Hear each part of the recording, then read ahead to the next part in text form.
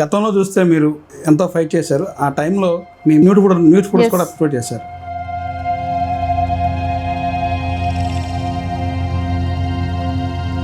అవి జరిగినప్పుడు మా వాళ్ళకి ఒక్కటే చెప్పేదాన్ని, మీరు చూడొద్దు, బాధపడద్దు, ఎవరు చెప్పినా వినద్దు. మనకంటూ టైం వస్తుంది. ఆ టైం వచ్చినప్పుడు ఎవరిని ఎక్కడ ఎలా.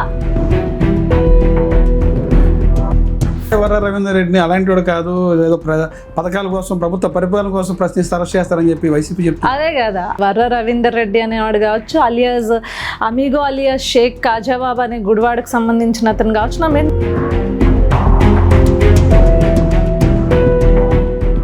అటువంటి రాష్ట్రం రావణ కష్టంగా మారింది. అక్రమ కేసులు పెడుతున్నారు, ఎవరు మాట్లాడితే ప్రశ్నిస్తే వాళ్ళ మీద కేసులు బనాయిస్తున్నారని చెప్పి మాజీ మంత్రి రోజు చెప్తారు. ఏం చెప్తారు?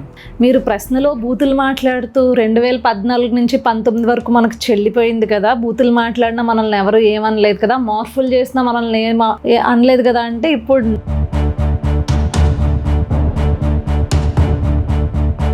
మహిళల పట్ల ఆయన ఏదో ఒక రకమైనటువంటి అని చెప్పారు. మీరు డైరెక్ట్గా ఆయనతో మాట్లాడారు, చూశారు. మహిళల పట్ల ఆయన ఎలా ఉంటారు? లోకేష్ గారు ఈవెన్ లోకేష్ గారు రూమ్లోకి వెళ్ళాలన్నా డెఫినెట్లీ ఆయన పిఏ అక్కడ ఉంటారు. లేకపోతే ప్రభుత్వ వైఫల్యం వల్ల ఈ రోజున తిరుపతిలో 6 చనిపోయారు. దానికి ప్రధానమైన కారణం టీటీడీ చైర్మన్, ముఖ్యమంత్రి, హోంమంత్రిని ఎందుకు అరెస్ట్ చేయకూడదు అనేది ప్రధానంగా వైసీపీ ఆరోపణ. దానిలో భాగంగా రోజా గారు కూడా ప్రతిరోజు కూడా చేస్తున్నారు. ఇలాంటి రోజాని, చిల్లర రోజాలని, లేకపోతే చిల్లర శ్యామలాలని చాలామందిని చూసి అసలు ప్రజలు ఫస్ట్ ఆఫ్ ఆల్ ఇలాంటి బజారు. రాష్ట్రంలో రెడ్ బుక్ పరిపాలన నడుస్తుంది. రెడ్ బుక్ పేరుతో లోకేష్ అంతా జనాలను భయపెడుతున్నాడు, వైసీపీ వాళ్ళని భయపెడుతుంది చెప్పి అంటారు. నిజంగా రెడ్ బుక్ పరిపాలన నడుస్తుందంటారా? ఎవరిని వదిలే ప్రసక్తే లేదు. ఆ రోజు అధికార పక్షంలో రెచ్చిపోయిన కొడాలి నాని ఏమైపోయాడు, మాట్లాడుతున్నాడా బయటకు వచ్చి? ఇప్పుడు పెట్టుకున్నాను ప్రెస్ మీట్ చాలా మర్యాదగా. నెలలో మన గవర్నమెంట్ వస్తుందని చెప్పి మొన్న కడపలో జగన్మోహన్ రెడ్డి డిఎస్పీ గారు అంటారు, తమాషాలు చేస్తున్నారు, 3 నెలల్లో మాకు గవర్నమెంట్ వస్తుంది. నిజంగా 3 నెలల్లో కూటమి పడిపోతుందా? లేదు సార్, లండన్ మందులు అయిపోయి ఉంటాయి, లండన్ మందులేవో అయిపోయి ఉంటాయి, అందుకని అట్లా వార్నింగ్లు ఇచ్చుకుంటూ ఉంటాడు. అయిపోయిందండి.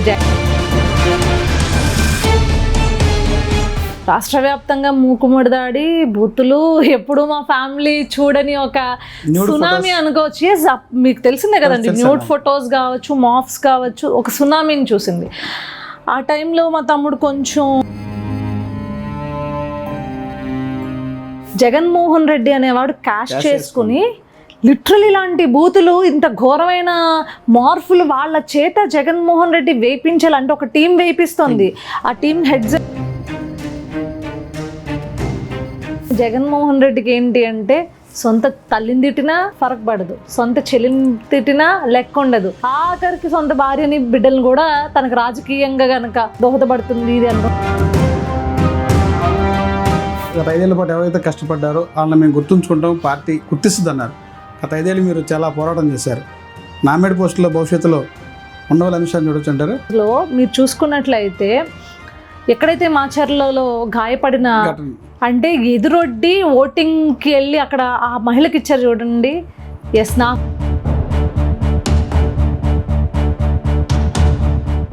ఆక్సిజన్ సరఫరా లేక కోవిడ్ టైంలో 11 మంది చిన్నారులు చనిపోయారు, అవునా కదా? అచ్లూరు ఇన్సిడెంట్ జరిగింది, Creo hospital incident, LG polymers incident, Annamayya dam, కేవలం ప్రభుత్వ నిర్లక్ష్యమే. లేకపోతే డాక్టర్ గారు కావచ్చు, లేకపోతే డ్రైవర్ సుబ్రహ్మణ్యం చనిపోయింది, ఎమ్మెల్సీ అనంతరావు చంపేస్తే చనిపోయాడు.